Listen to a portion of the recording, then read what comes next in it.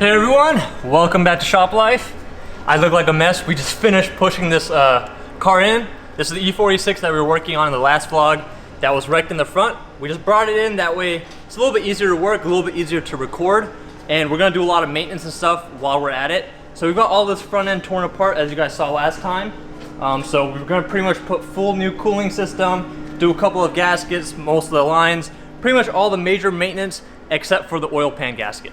But yeah, so we brought it in so we could put it up on the lift. I could take a look at the suspension, make sure everything's good down there, and take off all of the goodies that we wanted to take off, like the Super Sprint exhaust, the sway bars, I think the iBox sway bars. I'm not sure what's on the rear, but we'll see.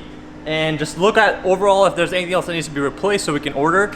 We've got at least, well, we've actually only got 3 days to finish this car completely with all maintenance and everything.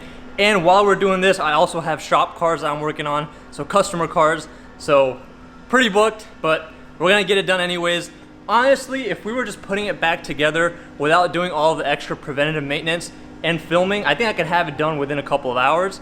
But yeah, so one thing that I did do though, I did end up putting a different, so we had this used power steering cooler from a parts car a long time ago. I went ahead and hooked that up since while we were bringing it in, I had to turn the steering wheel. I didn't want power steering fluid just being thrown everywhere. And while I was at it, I also replaced this line because this line was bad. We might end up replacing these lines as well, but I think I've replaced them before. Like I said, this used to be one of our customer cars, but yeah, unfortunately it got into a wreck and you know the story. But yeah, let's just get to it. Let's put it up on the lift. Let's figure out all these spider webs that are down there, who all has made a living down there, and hopefully we don't get attacked by anything. All right, time to go up.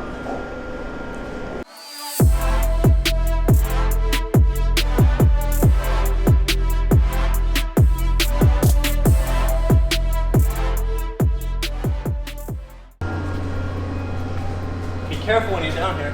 There's a lot of spider webs.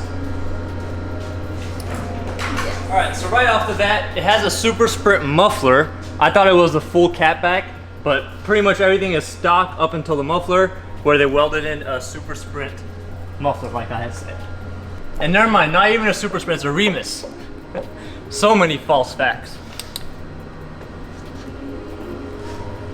Yeah, I'm pretty sure it's a Remus. It says RE. Or it could be Rogue Engineering, one or the other. Any of those. So I think we'll probably just leave this on here. There's no point of taking it off. Yeah, we'll just leave it on there. Not a big deal. It does have front and rear iBox sway bars. So we'll probably end up taking those off and put the stock ones back on. It's got iBox rear shocks, iBox springs. Are they coilovers or springs only?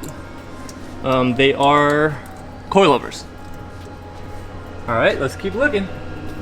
I remember like the first thing that we did on his car was the transmission fluid and filter. We'll do that one more time since, you know, we're going to, well, I don't want to give it away. But yeah, we're going to do that. We'll also do that shift seal. It's starting to leak. I can see it. We actually just posted a video on this not too long ago. So we're going to knock that out as well. The O2 sensors look new. Not really any major leaks. Even the oil pan and everything looks pretty good. Awesome. Let's look underneath here. So this is what I was talking about in the last vlog. Sway bar bushing bracket cover. It's only one nut's holding it in place. So we'll go ahead and fix that once we pull these sway bars off.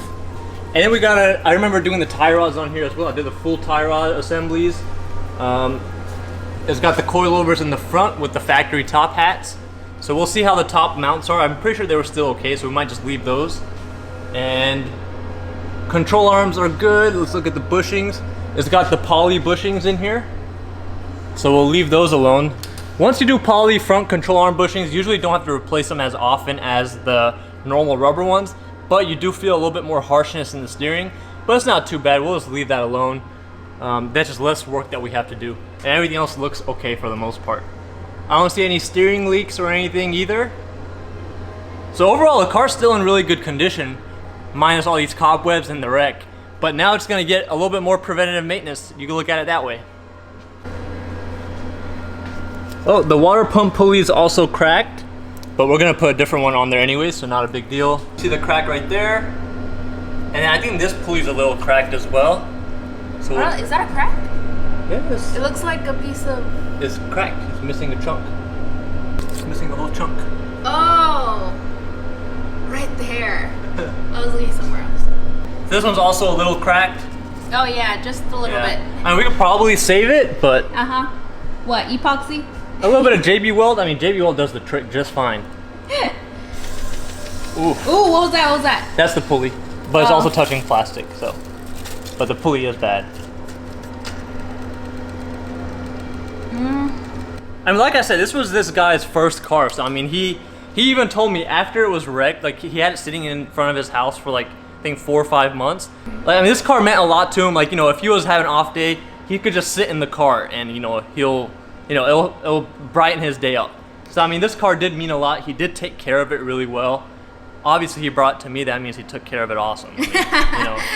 And I mean, I told him like the damage was not that bad because I mean, I know when these cars get hit, usually most of the force goes in that radiator support.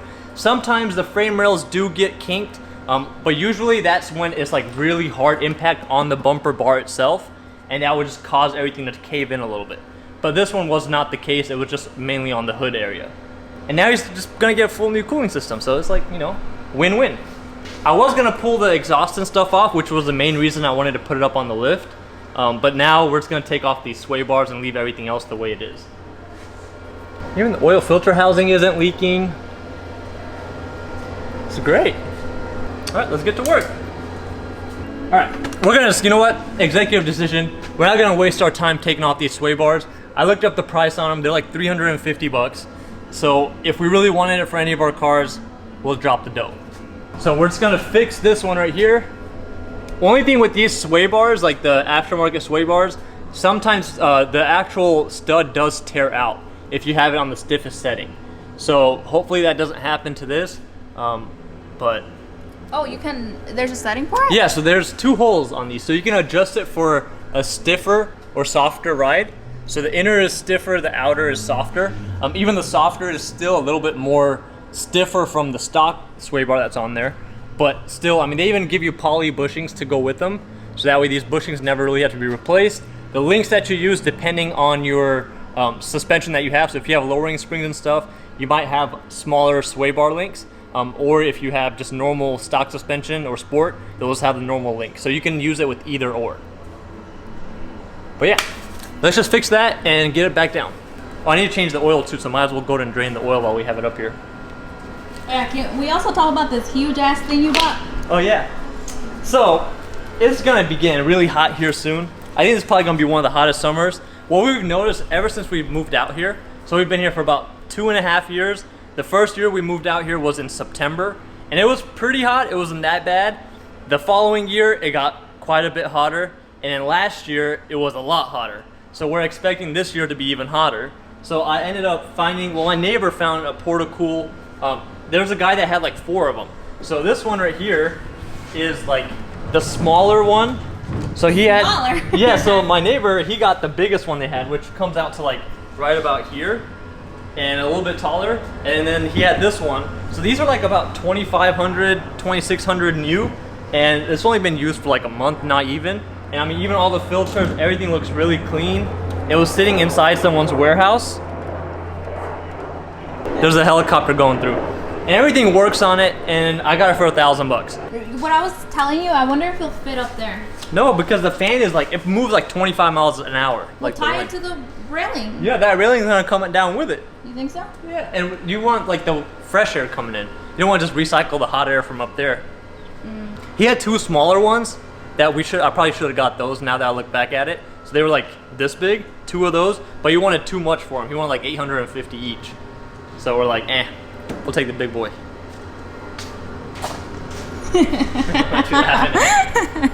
The big boy. Just like when people lift their trucks, right? Like, you know, never mind. No, just what? Be quiet. The bigger the better.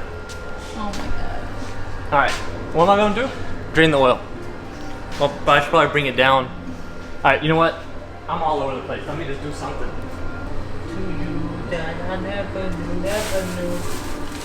That's some nice singing. Wait, what? Oh, you recorded me, bro? Come on, man. That's embarrassing.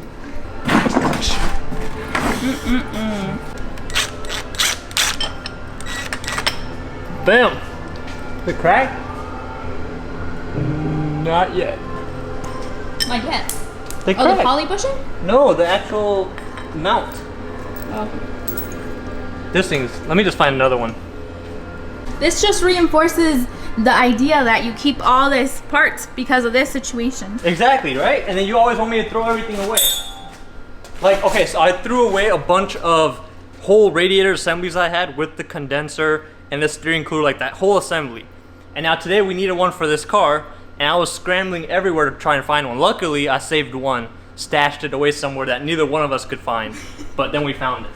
Oh man. All right, I gotta find me a sway bar thing. They're all the way in that corner.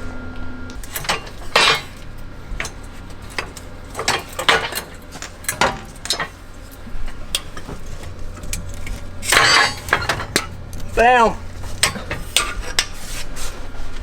Look at the difference. Ooh. Yeah. I mean, I think we're supposed to make it a little bit wider in order for it to fit that, but we'll see. Oh wait, they're side specific too. Damn it. You got the wrong side? Yeah, this is right. I don't think they were side specific though. Oh, they are.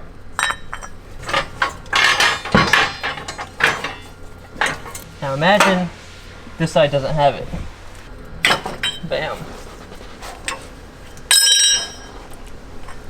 All right, let's see if we can get it to fit.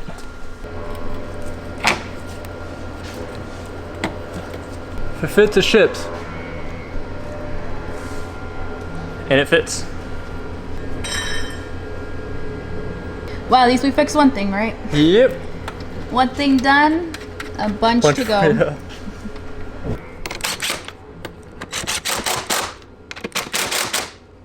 I'm changing out these nuts to ones that have a washer built into them, a little bit wider, in hopes of not cracking that stud.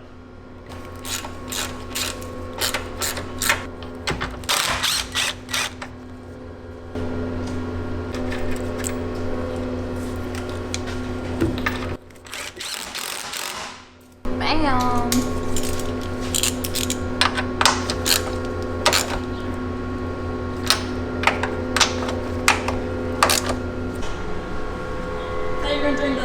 Yeah, I'm gonna open the oil filter housing first. That way that oil drains back inside.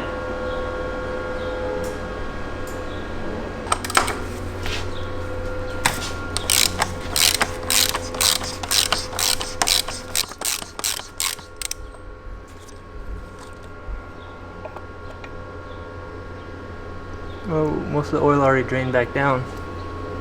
Is that bad? I mean, it's been sitting for a long time. Chances are that little return valve spring is just worn out, and that's why it went back in.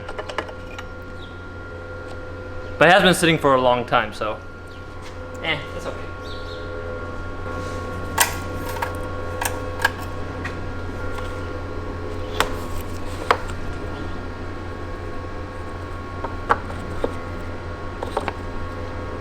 All right.